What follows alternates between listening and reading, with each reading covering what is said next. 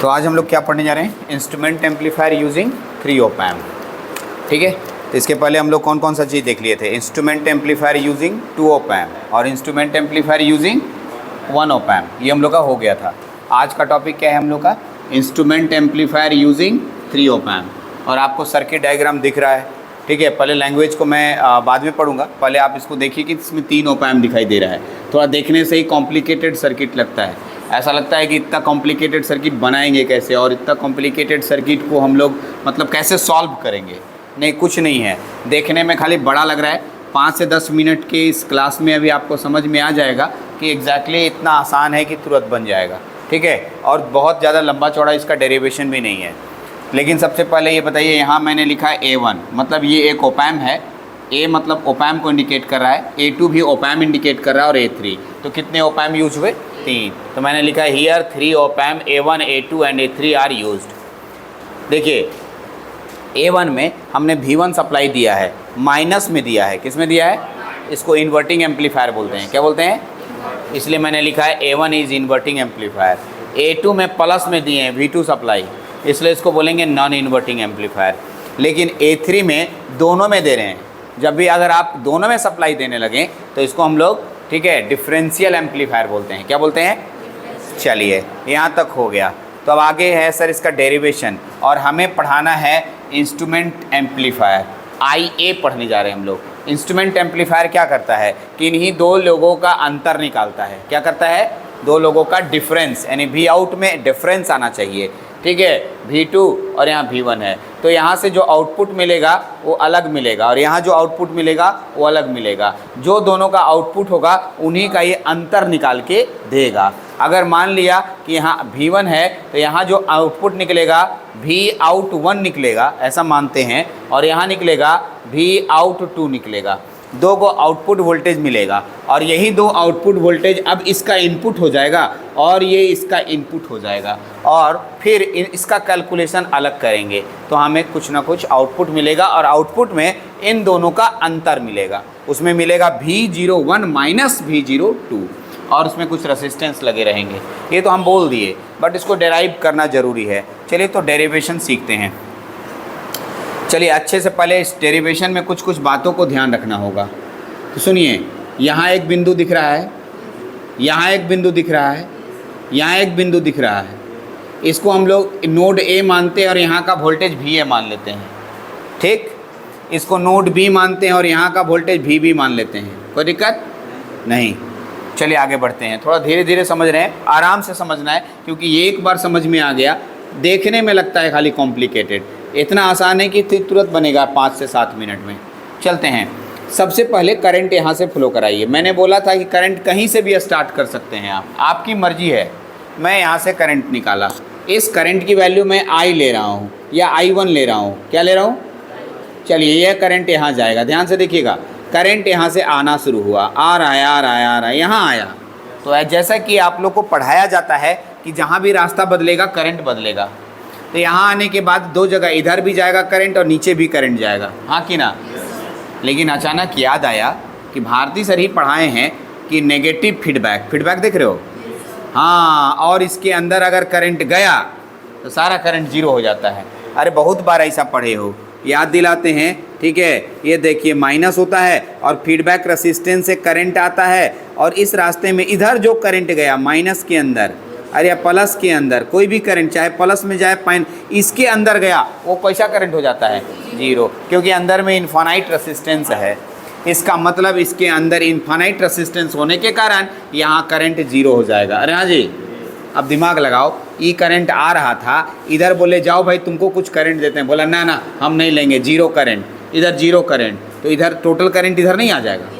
हाँ, इसका मतलब इसमें करंट कितना होगा, कितना होगा, कितना होगा, क्या बात है, बढ़िया, वेरी गुड। यही करंट यहाँ आया, फिर इसमें गया करंट, अरे इसमें गया करंट जी, इसमें करंट गया, जीरो नहीं जाएगा करंट, फिर इसमें करंट कितना आएगा, यहीं पर। और यहीं पर बच्चे को समझने में बहुत परेशानी होती है, एग्जैक्टली I1 तीनों में गया क्यों।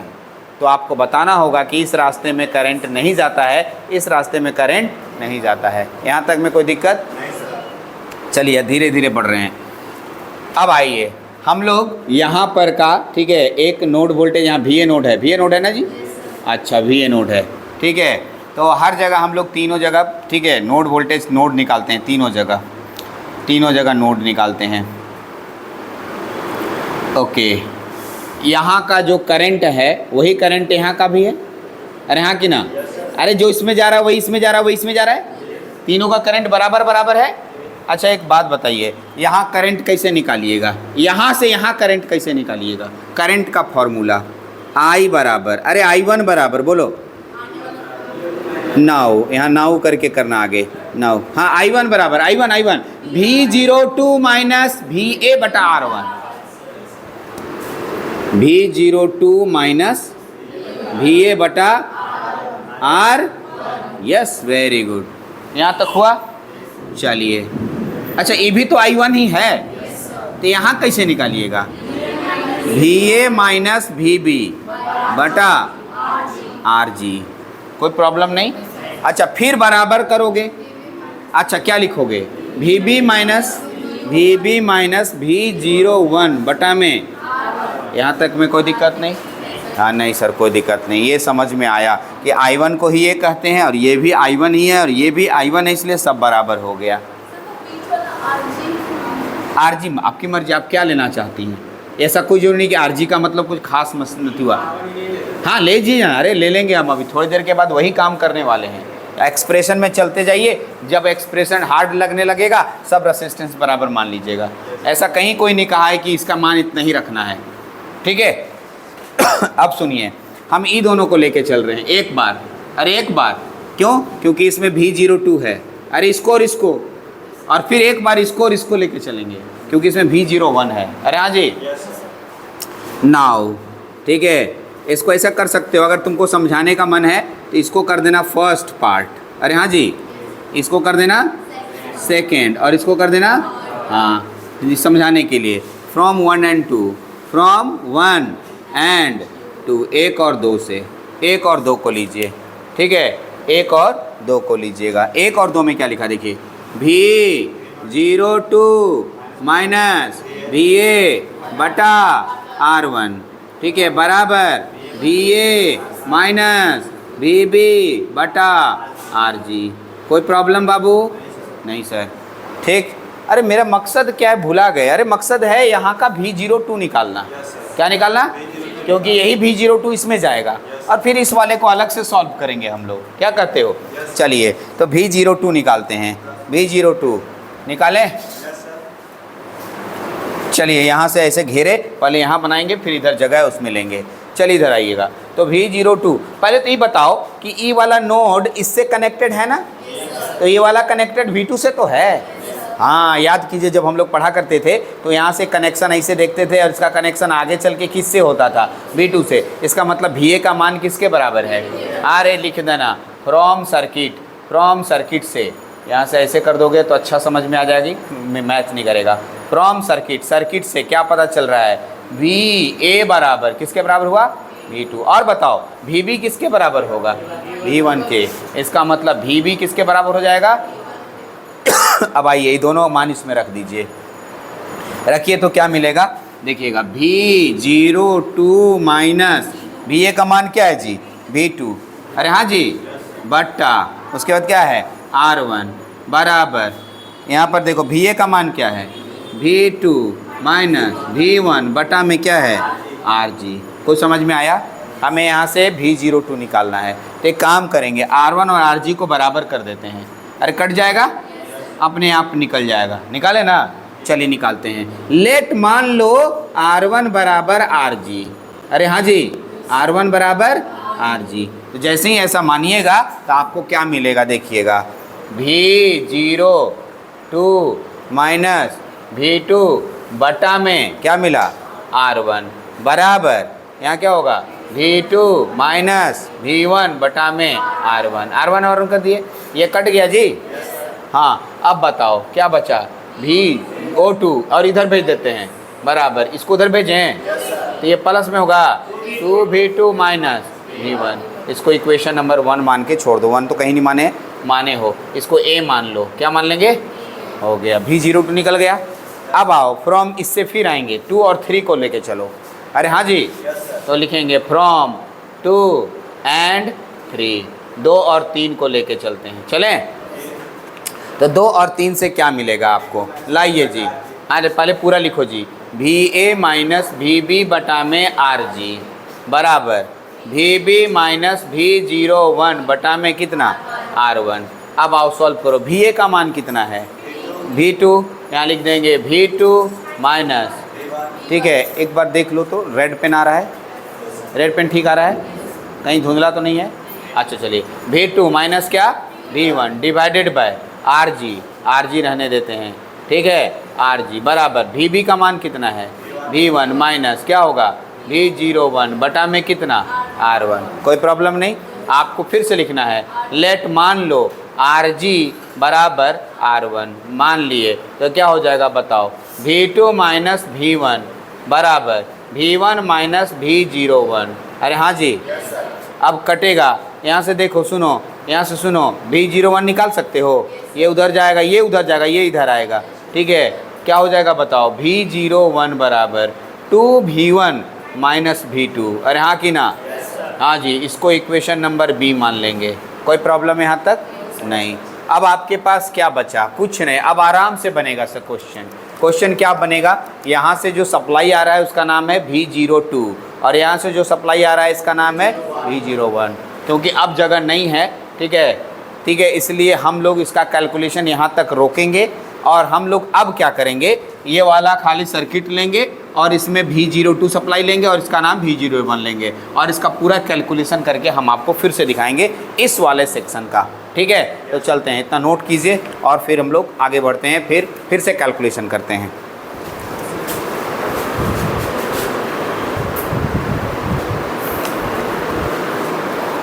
चलिए, तो यहाँ तक हो गया था, यहाँ तक हम लोग, इसके बाद क्या करना है, हम इधर सब को मिटा रहे हैं और जो कि यहाँ से Vout2 इसके अंदर जाएगा और इसके अंदर क्या जाएगा Vout1, ठीक। और हम लोग का दोनों का वैल्यू हम लोग निकाल चुके हैं, एक है Vout2 और एक Vout1, उसको उधर ही रहने देते हैं, हम इधर वाला मिटाते हैं, ठीक है, क्योंकि आपने कॉपी कर लिया होगा।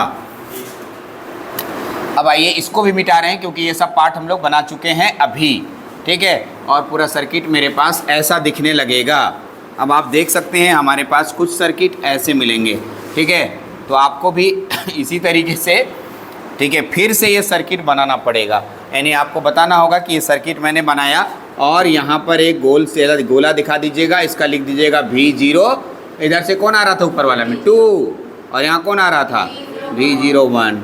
बस अब आपको क्या करना है, इस सर्किट को सॉल्व कर देना है। ऐसा सर्किट सब्ट्रैक्टर में सॉल्व कर चुके हैं, एग्जैक्ट सब्ट्रैक्टर है ना जी। आप सब्ट्रैक्टर का कॉपी खोलिएगा तो एग्जैक्टली सेम टू सेम मिलेगा। तो यहाँ से देखिए एक करंट निकालते हैं, इस करंट का नाम I1 है, यहाँ से I1 गया, अरे हाँ जी, यहाँ से I1 गया तो इधर जाएगा, उसका नाम IF होगा, इधर जो जाएगा इसका नाम I2 होगा, तो इधर नया नाम गया, इधर का नाम I3 गया, इधर का जो गया इसका नाम I4 गया। कुछ ऐसे ही करंट है।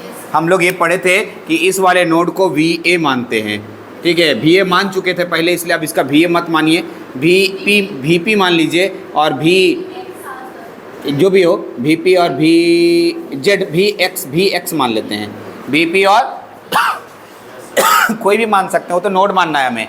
चलिए VP पर यहाँ पर लगाते हैं, क्या लिखेंगे, apply KCL, apply eight VP पे KCL अप्लाई कीजिएगा तो आने वाला करंट बराबर जाने वाला करंट, यानी I1 बराबर हो जाएगा I2 प्लस IF और I2 का मान 0 होता है, तो I1 का मान निकालिए V02 minus VP, V02 minus VP बराबर IF V बटा में कितना R3, VP माइनस Vout बटा में R।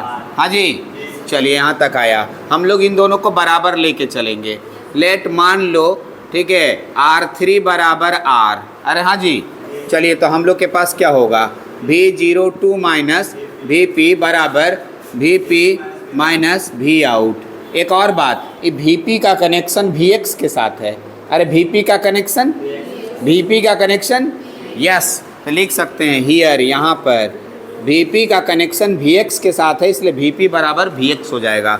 आइए V02, ठीक है, माइनस यहाँ लिखेंगे वी एक्स बराबर V x minus V out. हमें वी आउट चाहिए, क्या चाहिए? वी आउट को इधर ले आते हैं, ले आए जी। तो वी आउट हम इधर ले आए तो माइनस वाला प्लस हुआ, लेकिन ये उधर जाएगा तो हाँ 2vx हो जाएगा, 2vx माइनस v02। इसको इक्वेशन नंबर बी मान के छोड़ देते हैं। बी मान चुके हैं ना, हाँ सी मानेंगे। क्या मानेंगे? हाँ। अब इतना छोड़िए क्योंकि इसमें vx का मान आपको नहीं पता है। अगर vx का मान पता होता तो आंसर अभी तक निकल गया होता। चलिए अब आते हैं vx के पास। vx निकालने के लिए अप्लाई करेंगे हम लोग, apply KCL at vx। vx के पास KCL लगाते हैं।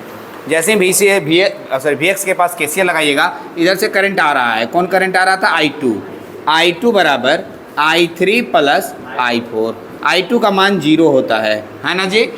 अच्छा, I3 का मान Vx माइनस 0 बटा में R2 प्लस I4 का मान Vx माइनस V01 बटा में R3। R2 और R3 को बराबर करना ही करना है। लेट मान लेते हैं R2 बराबर R3 बराबर R मान लीजिए। कट गया जी सब, बचा क्या आपके पास? बोलो। ये Vx plus Vx minus V01 बराबर 0, हाँ या ना? यस। अब आइए यहाँ से Vx टू Vx और V आउट बराबर V आउट 1 बराबर 2Vx हमारे पास आया। अरे हाँ जी, इसको D मानते हैं। क्या मानेंगे? D। तो हम लोग के पास D का मान C में रख दीजिए। D का मान, अरे D का मान, हाँ तो ऐसे करो, पुट D इन C। D का मान C में रखिए। D का मान C में रखिएगा तो यहाँ से लाइए। V आउट हमें कैलकुलेट करना है और 2Vx माइनस VO2 लिखा हुआ है। तो V आउट बराबर क्या हो जाएगा बताइए? 2Vx का मान कितना है? गलती तो नहीं ना किए हैं हम लोग? हमें क्या निकालना था? V आउट 1 ही निकालना था ना? सब ठीक है? हाँ ठीक। क्या है ये सब का वैल्यू? हम बता रहे हैं ना उसको वैल्यू, क्या चिंता कर रही है अभी? ठीक है, वो सब वैल्यू रखेंगे, इसलिए तो नहीं मिटाए हैं। अच्छा देखो 2Vx के जगह पर कितना आएगा?